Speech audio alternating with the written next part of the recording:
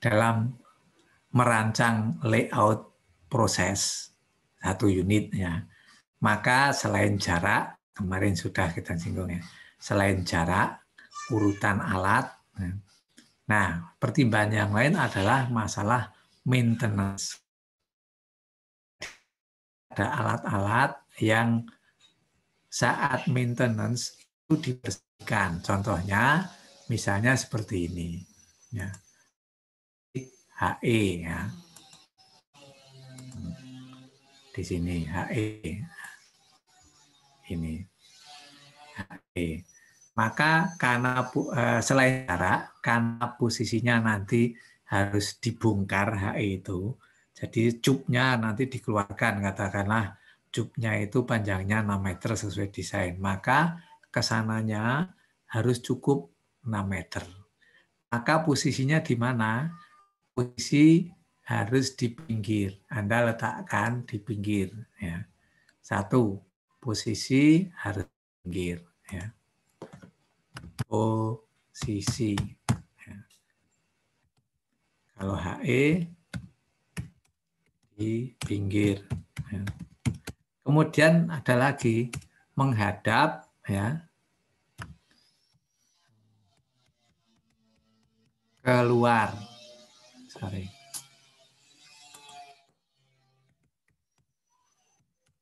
Keluar. Jadi ini nanti ya arahnya harus ke sana. Nah, meskipun di pinggir, jangan posisinya seperti ini. Ya, itu nanti kalau membongkar harus ke sana atau ke sana. Ya, itu contoh HE. Jadi pertimbangkan juga maintenance. Yang lain sudah pernah kita singgung kemarin. Misalnya alat yang memang suatu saat perlu dibongkar untuk mengganti isinya. Contoh adalah reaktor fixed bed yang menggunakan katalis. Di situ katalis umurnya tertentu, katakanlah contoh tahun. Berarti 3 tahun harus bongkar. Nah, kalau reaktornya diameter 3 meter, tingginya mungkin 7 meter. Nah, memang cukup tinggi. Kalau nanti kita letakkan di tengah seperti ini misalnya ya, berarti nanti ada kren yang nanti mau menangani yang sini ya, harus menjangkau ke sini ya. Nah, bisa tapi ada halangan kesulitan tertentu. Satu daerah sini harus jangan sampai terganggu. Nah, daripada susah, maka alat-alat yang memang harus dibongkar, maka nanti kan ya, nanti diletakkan di pinggir. Hanya HE. Tapi jarak tetap. Nah, ini contoh lain ya. Ada tulisan kompresor house. Ya. Ini kan ya daftar kemarin ya sudah ada ini. Saya tutup. Ini ya. Daftar ini. Kalau di sini tidak ada kompresornya. Tapi bisa kita katakan bahwa di situ syarat alat itu memang posisinya jauh. Karena apa? Satu, kalau ini panas tentang safety, kompresor itu terutama kebisingan. Maka terhadap alat yang lain jauh, maka diletakkan di sini. Ya. Kenapa kompresornya di sini? Ya. Itu sekali lagi, selain safety itu maintenance. Ya. Nah, kita teruskan.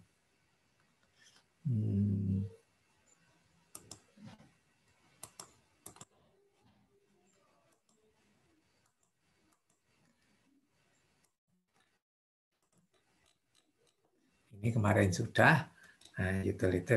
Nah, ada catatan equipment layout tadi sebenarnya sudah. Rule of thumb yang paling dasar apa? Bahwa ini primary rule for equipment layout is that an operator should have at least 2 different routes of escape from any point in the unit. Jadi jarak itu menunjukkan bahwa kalau ini operator ya, karena memang yang sering busukan operator. Sebenarnya ya pokoknya orang itu bisa lewat di celah-celah. Ataupun kalau layout nanti cukup jarak antara alat sehingga di situ tidak ada jalan pintu. Ya.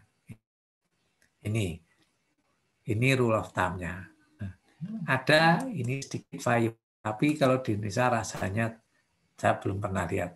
Maksudnya apa? Ini yang terutama fire itu kan suhu tinggi ya, misalnya furnace. Mengapa furnace itu jauh? Karena safety tadi ya. Jaraknya sampai 150 feet atau 45 meter. Nah, misalnya layout karena ini pabriknya sudah lama, lahannya terbatas, tidak bisa secara itu ya dipenuhi. Nah, terpaksanya nanti antara alat dengan furnace yang suhu tinggi diberi firewall. Ya, kayak bukan tanggul, memang betul-betul wall tinggi yang memang tahan api. Tapi saya belum melihat di Indonesia karena umumnya itu lahannya cukup. Ya. Nah, kita lanjutkan sekarang tentang jenis diagram alir yang kita orang teknik kimia selalu membuat. Nanti paling tidak Anda bisa membaca, ya yang penting itu. Tapi ya beberapa hal harus bisa membuat. Ini misalnya ya, pertama, atau saya mulai dari nomor 2 dulu ya. PFD, nggak perlu saya jelaskan, mungkin Anda sudah pernah lihat pendadaran ya, itu flow diagram yang lengkap. Proses flow diagram, tapi karena ini tingkatannya proses engineering, yang membuat proses engineer, maka dikatakan PEFD, proses engineering flow diagram. Kalau pabriknya sudah jadi, ya, pabrik sudah jadi, sering tidak kita katakan PFD ya, proses flow diagram. Tapi yang detail bukan simplified, nomor 3 itu simplified ya. Nih. Nah, ini proses flow diagram. Isinya apa? Orang teknik kimia istilahnya dengan melihat grafik itu, membaca grafik itu sudah lengkap. Dia ya teknik kimia ini informasi komposisi tiap arus ada, suhu tekanan ada. Setiap alat bahkan itu nanti kalau yang lengkap ada beban panasnya ya. Setiap arus selain flow rate ada kondisi suhu tekanan apalagi ya. Dan komposisi sudah jelas. Nah, kemudian ini menyangkut karena diagram itu ada gambar. Gambar sedapat mungkin mirip aslinya dalam arti supaya menunjukkan cara kerjanya seperti apa, itu bisa terlihat dari gambar. Maka kemudian beberapa gambar sudah standar. HE Anda sudah tahu. Termasuk apa? Nanti kalau PFD itu belum sekali ada.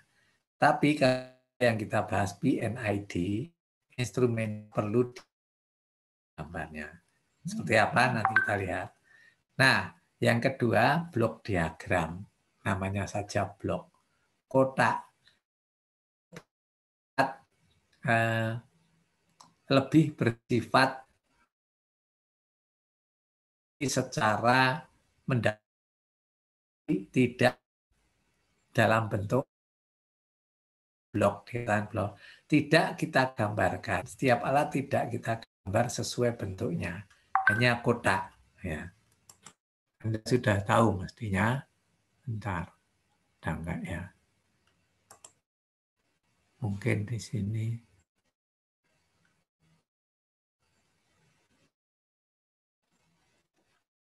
Oh, hapus tadi mungkin. Banyak. Bentuknya kotak-kotak. Ini sebenarnya lebih untuk memahami secara mendasar Artinya prosesnya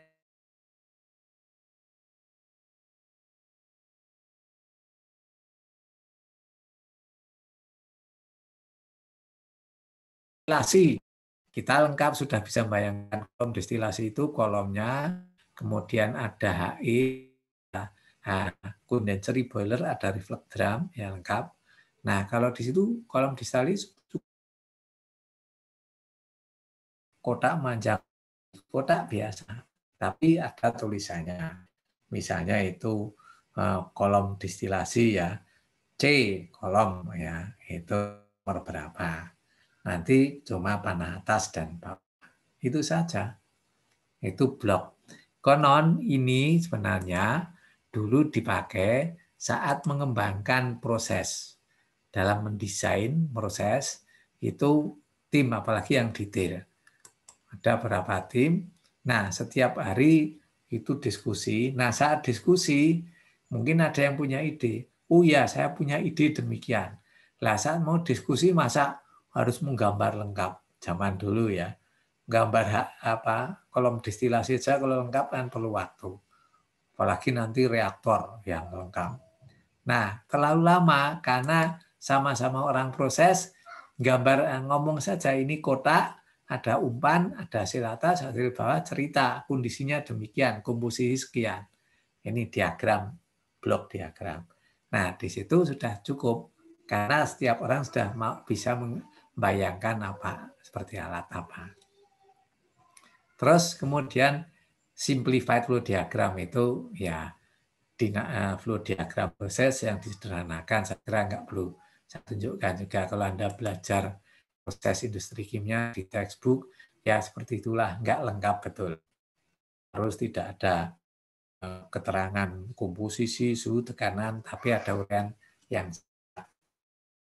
Nah, ini yang kemudian sudah kalau pabrik sudah jadi kelengkapan beberapa. Saya mulai yang 6 dulu plus proses flow diagram seperti tadi ya.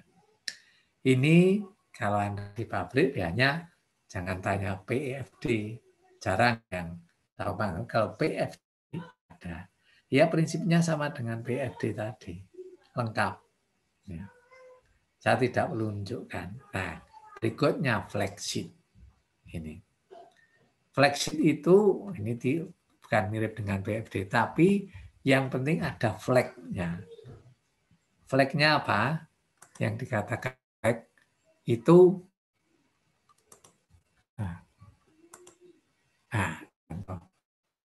bendera. Tapi sebenarnya bukan masalah benderanya. Itu ada keterangan tiap arus, ini belum terlihat, belum detail ya, saya besarkan. Nah, ini terutama untuk startup, trial run, ya, sebagai gambaran, saat startup jangan dikira kalau misalnya kapasitas penuhnya per jam itu 3 ton per jam. Ya. Itu langsung kita membuka keran full, ya, yang flow rate-nya 3. Tidak. Biasanya dibagi dalam beberapa tahap. Kalau 3 ton per jam itu 100%, ya tahap pertama mungkin 20% atau 10% dulu. Sampai tercapai kondisi tertentu, dinaikkan lagi. Nah, setiap kondisi yang tercapai, itu nanti di setiap arus ada keterangan. Ini sebagai contoh, ini misalnya Pertamina Balongan, saya dulu pernah diberi alumni ya, untuk contoh ya. Tulisan terlihat ada flag sheet tulis. Di sini ada yang di bagian ini ya, make up H2 itu ada kode, saya besarkan lagi ya. Nah, ini mirip PFD tapi tadi keterangan. Misalnya pada posisi tertentu, pada kapasitas apa tadi berapa persen, ini keterangan. Kotak 33,8, 21,4, 0,8, ada yang lain lagi ini contoh. Nah, ini misalnya ya. di sini 1514,5, 46. Itu apa maksudnya? Di sini keterangannya ada. Kalau kotak ini di 4 itu suhu temperatur dalam derajat Celcius. Bulat tekanan dalam kilogram per sentimeter kuadrat, gauge G ya. Fluorid dalam ton per jam yang ini baca. Nah, ini dipakai dengan untuk operator saat tadi startup apa ya nanti shutdown pelan-pelan itu untuk patokan. Jadi menurunkan ini menaikkan, oh ini yang 10% sudah tercapai, ininya naikkan lagi. Maka dinamakan flag sheet ya. Kita lanjutkan lagi.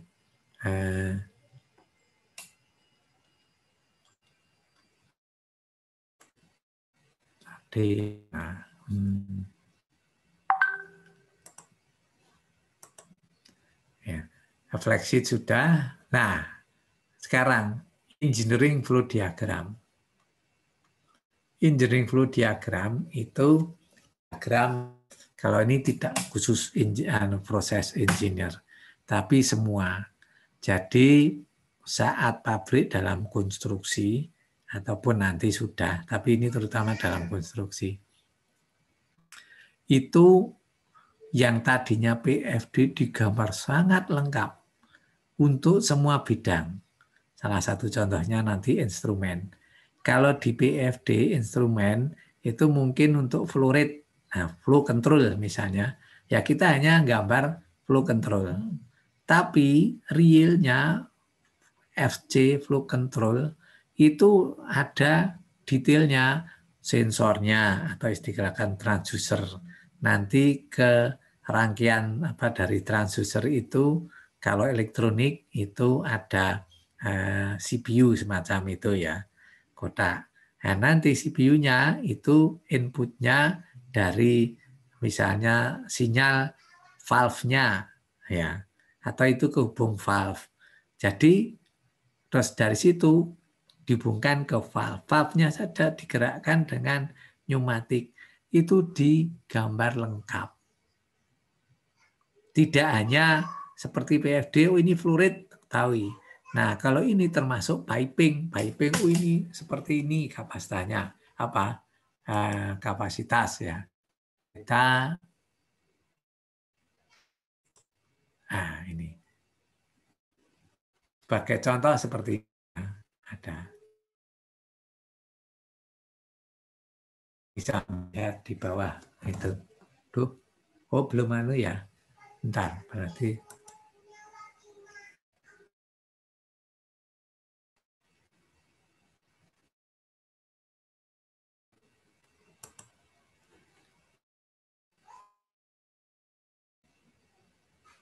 nah, sudah terlihat ya. Ini engineering flow diagram ya. Di bawah itu. Di situ. Sebagai contoh ini saya dapat pernah polistirin, pabrik polistirin, tapi nggak pernah berdiri karena ini tahun 97.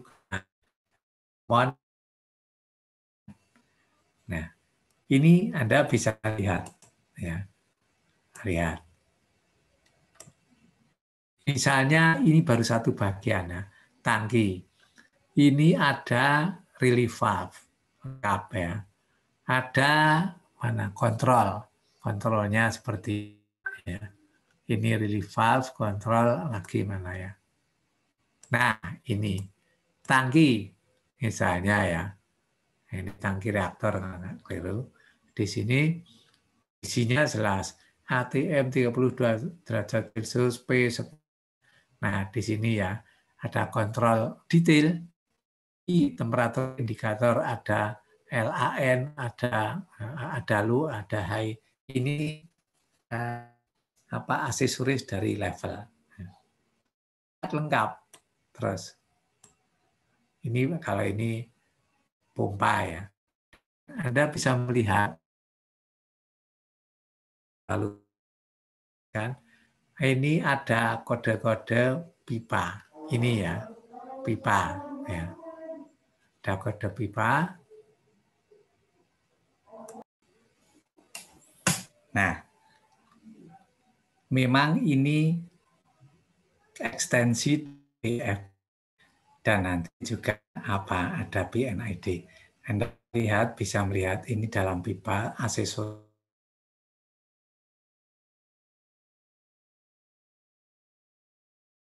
Kalau ini Anda melihat banyak catatan, ini ada oret-oretan seperti ini ya. Itu karena itu perkiraan saya.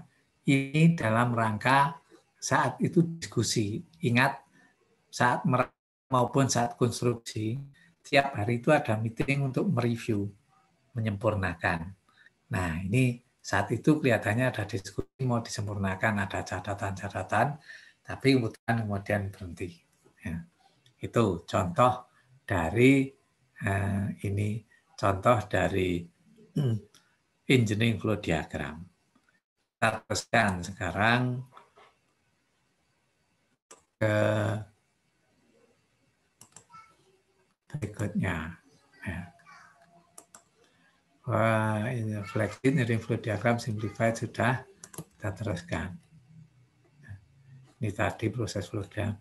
Nah, ini yang utama. Plan layout sudah, elevasi tidak perlu saya beri contoh karena kalau detail itu ada, tidak hanya layout. Nah, ini yang utama. Piping and Instrument Diagram, PNID. Kalau detail desain, ya, itu selalu ada PNID. Nanti istilahnya dari detail desain diterjemahkan jadi detail engineering design. Saat konstruksi perlu detail engineering design. DED, kadang ada DEED. Nah, itu termasuknya PNID. P-nya bukan proses piping, karena ini salah satu tulang punggung proses pipa. Pipanya juga ada kode. Dalam gambar apa yang harus ada? Nih, alat proses semua digambar dengan lengkap sudah ya. Diberi nomor. Ingat ini dalam konstruksi penting karena semua apa termasuk material ukuran itu tercatat dengan baik. Ya. Number nanti kita bahas nomornya seperti apa. Ya. Terus apalagi valve itu juga kalau itu bukan line identification number, prinsipnya pakai nomor. Ya. Fitting itu nanti yang lengkapnya tangannya piping instrument diagram apa namanya? Isometric drawing. Nggak saya tulisnya. Ada isometric. Pasang. Kalau ID itu tidak ada anunya apa?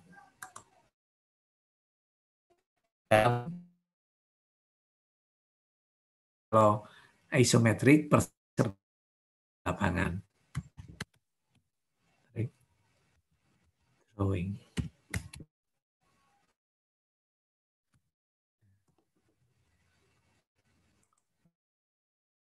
Ya. Ini. Terus fitting sudah pompa nomor kode. Pokoknya kalau apa? Kalau alat selalu nomor. Termasuk bahkan instrumen ada. Nah, ini contohnya. Hanya harus sering. Contohnya seperti ini.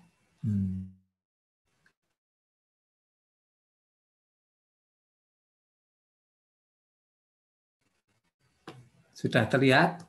Nah, karena detail PNID itu jadi satu proses itu berlembar-lembar, dipotong-potong ini. Ini pun saya ambil aslinya A0 ya, yang sudah dikopi kecil. Tapi kalau A0 itu saya buat kecil, nanti nggak terlihat semua.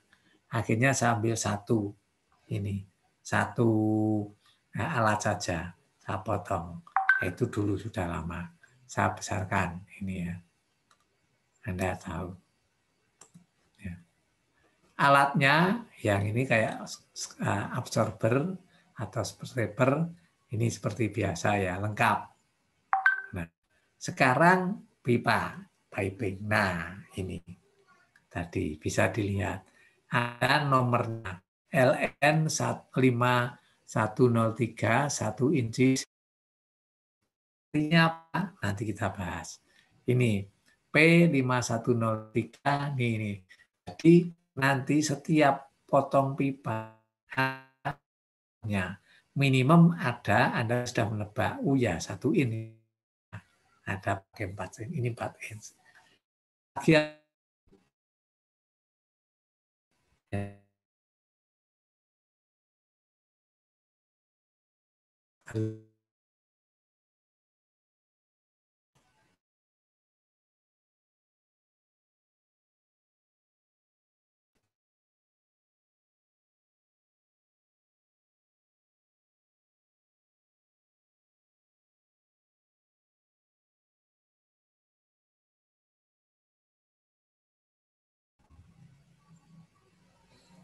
Oh, terlambat ya. Itu. Ini valve, ini juga ya. Terus instrumen.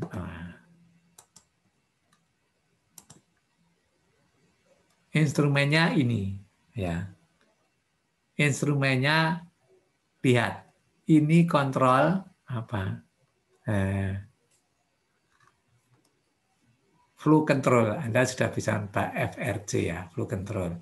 Itu ada ini sensornya, ada FT itu transmitter, ini sistem kontrolnya, FY terus ini baru valve ya. Anda bisa melihat simbol-simbol valve-nya bisa lain-lain. Itu nanti semua ada keterangan ya, keterangan. Nah, termasuk ini kontrolnya ada yang persegi, ada yang bulat. Semua sekali lagi ada keterangan. Jadi kalau nanti Anda di pabrik ya, Anda kerja di pabrik atau konsultan, cari data. Ya, kalau ini katakanlah di ruang khusus data, nanti untuk kumpulan gambar-gambar ini bagian awal kontraktor itu bertugas memberi penjelasan. Nah, contohnya demikian. Ya. Bentar, saya carikan di sini ya. Ini saya stop dulu.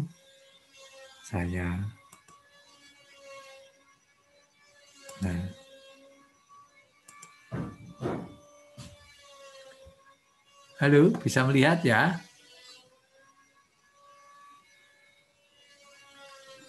Bisa, Pak. Ya, cuma ini mau sebentar. Oh, berarti harus lewat dulu ini. Maksud saya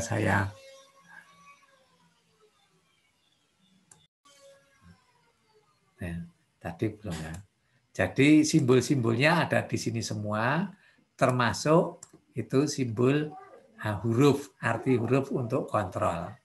Nah, berikutnya ini legend for pipe. Jadi line number atau piping number ada. Tiap kontraktor urutannya bisa beda-beda. Ini tadi gambar yang saya tunjukkan, kontraktornya lain dengan ini. Tapi minimum ada 4, kadang 5. Yang itu semua ada. Urutannya aja beda. Kalau ini contoh, misalnya ya, ini Mitsubishi. 4 inch NG 01001 LB1 H20 ini bukan O. Anda sudah bisa menebak 4 inch.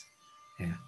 Paling tidak 4. NG itu apa? Dinamakan fluid symbol atau fluid surface. Maksudnya apa? Bahwa yang mengalir di dalam pipa itu jenis fluidanya apa. Ini ada NG. Ya. Kalau tadi apa tadi? Saya lupa. Ya, contoh ada. Terus nanti di tempat lain ada di sini ya. Line Surface Identification. Tadi kan fluid tadi. NG apa? Lihat. NG, natural gas. Nah, di sini semua ada. Ya. Tuh. Terus yang 5 umumnya 4. Ini memang betul nomor. Kok 4 digital? Kalau ini 5 di breakdown lagi oleh Mitsubishi, tapi minimum 4. Karena satu unit saja pipanya ribuan. Sepotong pipa yang nanti spesifikasinya lain, banyak lain, ditulis lain. Maka ini nomor pipa yang nomor potongan pipa. Ya. Nah, terus ada lagi, kalau ini contohnya LB1. Itu line class atau line service. Maksudnya apa? Ini spesifikasi material. Ya, kalau pipa 4 inch itu skip number-nya berapa? Nanti di sini ada lembaran tersendiri. Ya. Ini contohnya kodenya LB1. Dalam satu unit, satu pabrik itu puluhan, bahkan bisa ratusan jenis identifikasi ini. Itu tugas kontraktor. Jadi nanti Anda lihat lembaran yang lain ada tentang line class atau line specification. Simbolnya ada, terus keterangan nanti saya tunjukkan. Nah, yang kelima itu biasanya option kalau ada isolator. Kalau tanpa biasanya ini tidak ditulis. Ya, gitu. Nah, di sini detail material apalagi ya. Insulation semua ada, simbol kecilkan. Ini nah, piping instrument diagram simbol and identification ya. Ini sudah semua. Ya. Ini line specification atau line class saya besarkan. Nah, piping material specification, line class ini punyaan Pertamina Balongan. Ini A2A1M. Kodenya itu suka-sukanya kontraktor. Mungkin mereka punya kode sendiri ya. Ini lihat, yang penting ini. Lihat, yang kelas A2A1M pipa ini. Misalnya setengah in sampai 1,5. Ini deskripsinya. A53 BS SMLS B ANSI ini skate number. Ya. Ini apa? 5A53 BS. Ini spesifikasi bahan material pipanya. SMLS, nah itu seamless. Kalau Anda ingin detail, Anda bisa tanya ya teman Anda teknik mesin. Itu mereka belajar di dalam. Ini berdasarkan apa?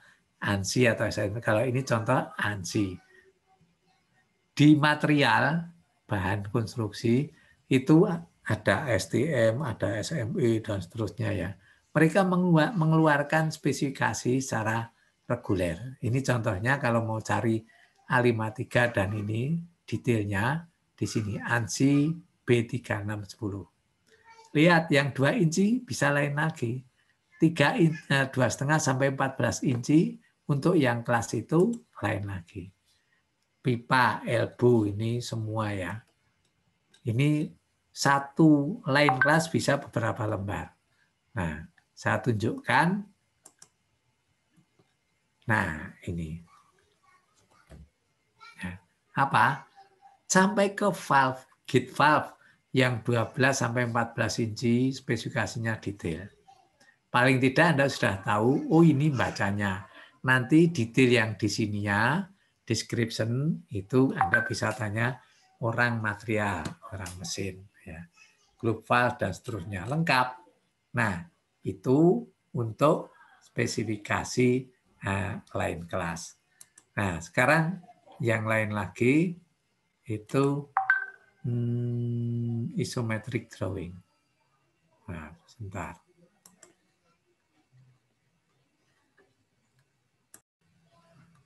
Ini contoh isometric drawing. Ada cap tadi for construction. Ini sudah saya katakan kemarin. Lihat isometric drawing. Kalau Anda melihat di sini, saya besarkan lagi. Isometric drawing nomor. Nah, lihat. Setiap pipa itu digambar. Peta drawingnya. Ini ya detailnya Anda sudah tahu. Ini nanti ini nomor A apa ini ya kebetulan kalau Pertamina itu unitnya banyak, 12 itu anunya unit itu. PG 2601 A1 A1S dan seterusnya itu sama. Itu lain nomor nomor pipa ya. Ini simbolnya, valve-nya segala macam. Tapi ada lagi satu. Ada elevasi 50-50 atau ini 450. Ini adalah detail betul ukuran dalam milimeter. Elevasi itu ketinggian 5050 mm. Titik nolnya mana? X0, Y0, Z0 sudah ada. Ini nanti panjang pipa ke sini sekian dan seterusnya. Lihat ini. Ini untuk apa? Saat konstruksi pipa, bayangkan pipanya ribuan. Kalau memasangkan pipa satu persatu, nanti berapa tahun jadinya? Ini bisa simultan karena memang ini ukuran detailnya sudah lengkap sampai sekian mili. Jadi nanti beberapa titik ya banyak lebarnya ya buruhnya masang pipa banyak, nanti bisa ketemu di jalan dari arah satu dengan yang lain ketemu. Ini spesifikasi ya. Satu hal, lu ini di mana toh? Ini Anda lihat. Selalu ada arah mata angin. Ya. Ini CN. Kalau yang kemarin PN contoh itu project node, CN itu construction node. Sama, yang ada panahnya itu adalah arah utara. Jadi kalau ini ke sana ke arah utara, ke sana timur, ya. Ini turun dan seterusnya. Ini kok pakai belok? Ya ini karena perubahan pipa mungkin ya saat merancang bisa tabrakan. Nah, terus belok. Ya. Sekali lagi detailnya lengkap. Nah, kalau sekarang software untuk merancang isometrik ada, meskipun lama ya jelas mahal, itu cukup mudah. Dimasukkan datanya keluar sehingga pipanya tidak tabrakan. Ya. Coba bayangkan kalau sekarang, kalau dulu belum ada software, itu bagaimana menggambar isometric drawing sampai tahu itu panjangnya sampai ketelitian milimeter. Ini nanti dipakai untuk konstruksi supaya nanti bisa akurat tidak meleset. Selalu punya maket dalam bentuk scale down, detail pabrik utuh sampai piping.